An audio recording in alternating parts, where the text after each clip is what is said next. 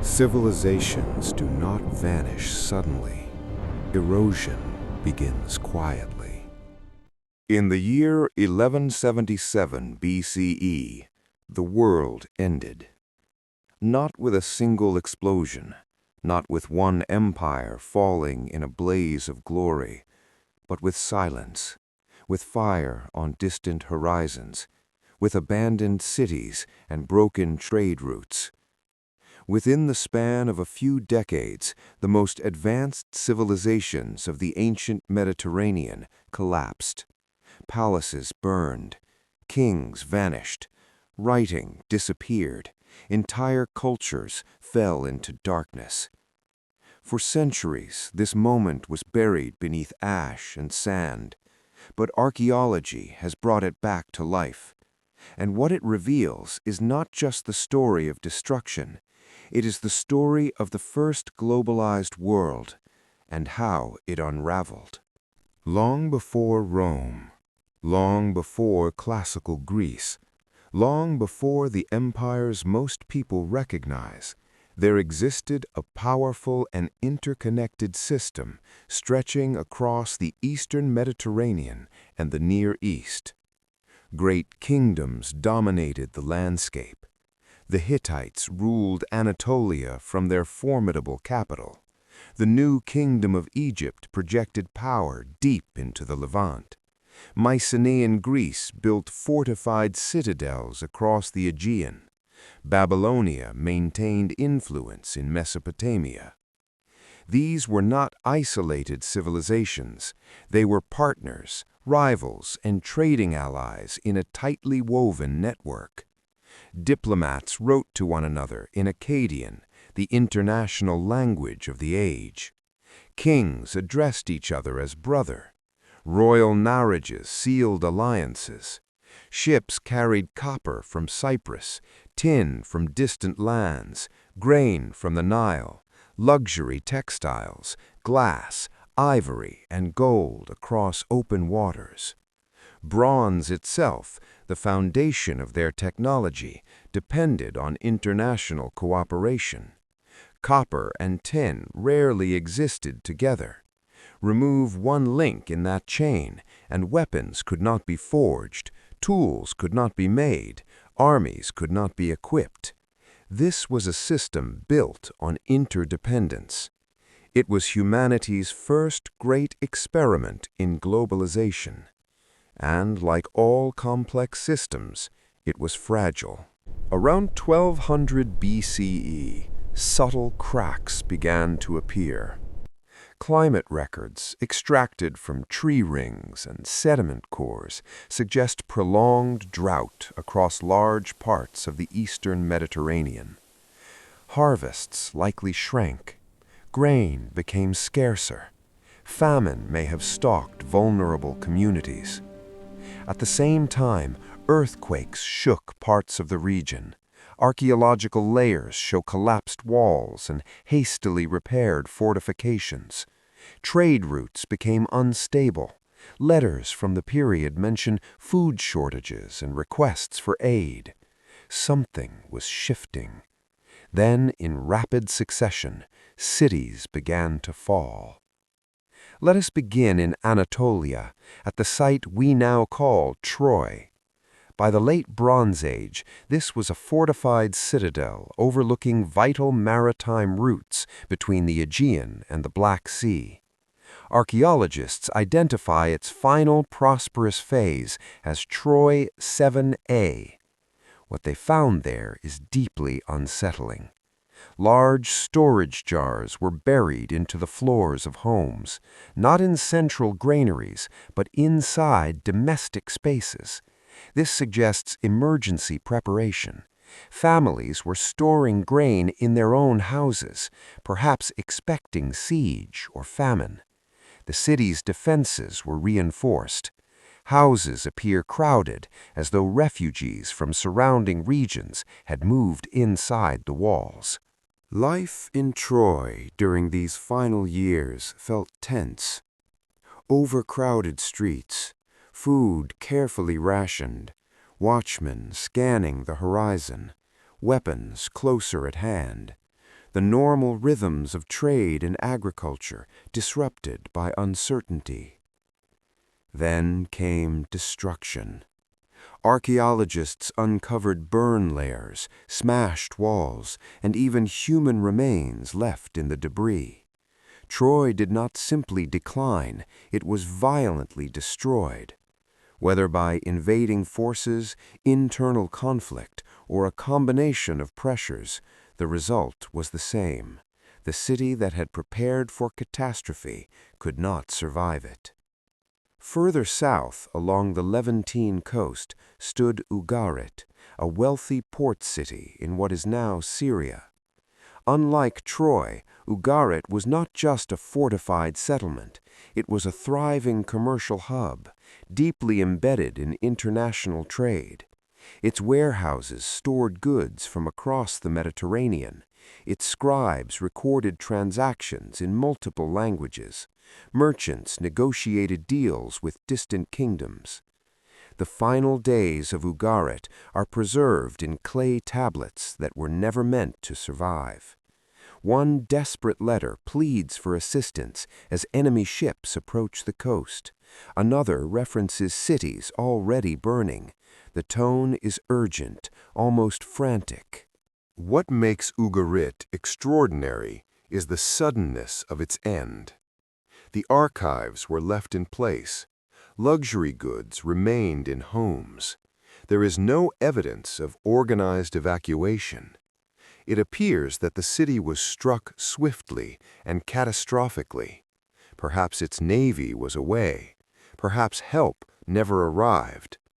Whatever the cause, Ugarit was annihilated, and it was not rebuilt for generations. If Troy shows signs of anxious preparation, Ugarit reveals the shock of sudden obliteration. Across the Aegean, in mainland Greece, stood the great citadel of Mycenae, part of what we call Mycenaean Greece. These were palace-centered societies, governed by bureaucratic systems that tracked livestock, land holdings, and weapon production on clay tablets written in Linear B script. The palace redistributed grain, oversaw workshops, and organized military forces, including the elite chariot warriors who dominated late Bronze Age battlefields. When Mycenae fell, it was not merely a city destroyed, it was a system erased. The palace burned. The Linear B tablets, baked by the fire, survived by accident. After that destruction layer, the writing disappears. There is no more bureaucratic record-keeping, no evidence of centralized redistribution. Workshops shrink, monumental construction halts. Life in the aftermath must have felt disorienting. Without palace administration, farmers could no longer rely on structured grain storage and distribution. Artisans lost elite patrons, trade connections weakened, communities contracted into smaller villages. Literacy vanished from Greece for centuries. This is why historians refer to the subsequent period as the Greek Dark Age, not because people ceased to exist, but because the written light of their civilization went out. These three sites, Troy, Ugarit, and Mycenae, tell different versions of the same story. A fortified city bracing for siege, a coastal hub destroyed in an instant, a palace bureaucracy collapsing into silence. The collapse was not uniform, but the pattern is unmistakable. Around the same narrow window of time, the interconnected system linking these societies failed. What caused it? For decades, scholars searched for a single explanation. Egyptian inscriptions from the reign of Ramesses III describe invasions by groups referred to as the Sea Peoples. These raiders attacked coastal regions and clashed with Egyptian forces in dramatic naval battles. It is tempting to imagine waves of invaders sweeping across the Mediterranean, toppling cities in their wake. But invasion alone does not explain the full picture. Inland regions also suffered.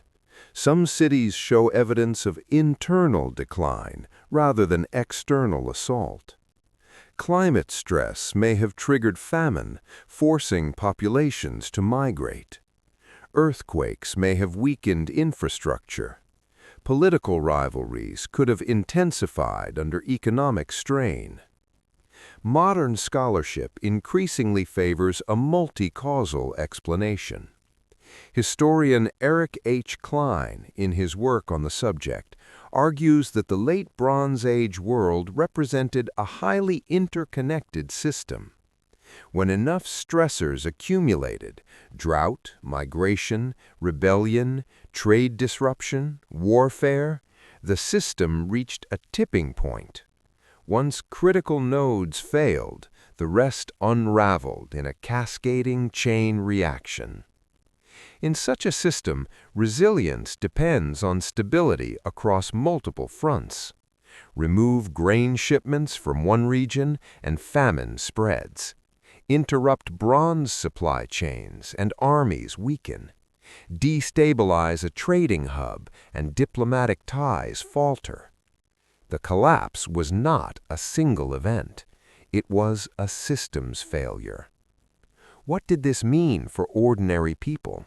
Imagine a farmer in the Levant around 1120 BCE. Rainfall has been unreliable for years.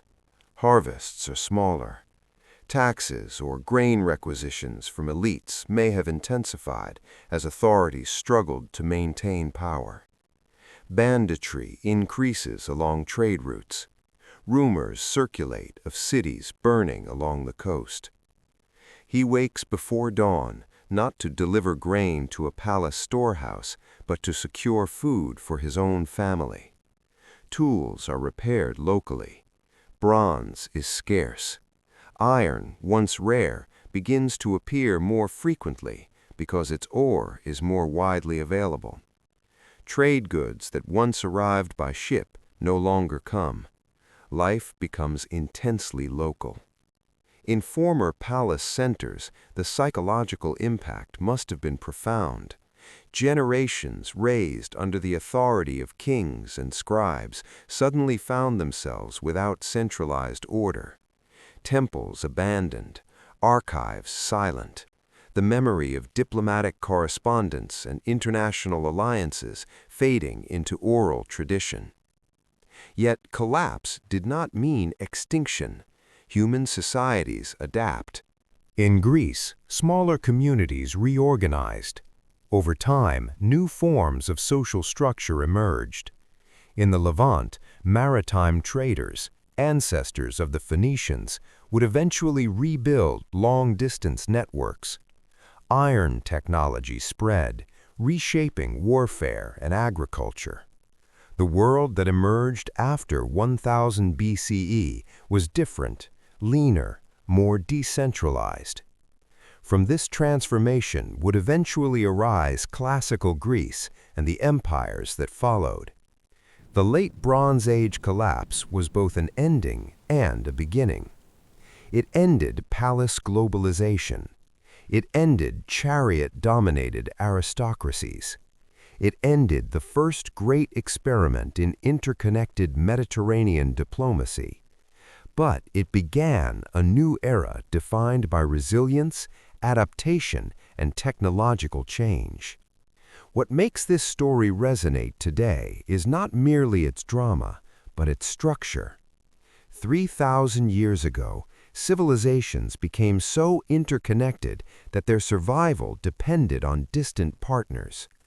Climate stress, economic disruption, political instability, and migration combined to strain that network beyond its limits.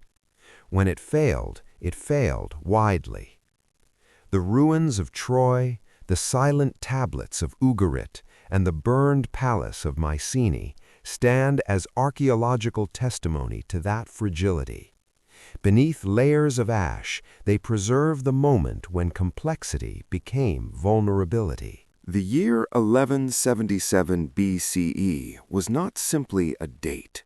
It was a threshold, a point at which the ancient world crossed from one form of order into another. And as we study those ruins today, we are reminded that interconnected systems carry both extraordinary power and profound risk. The first globalized age collapsed under compounded pressures.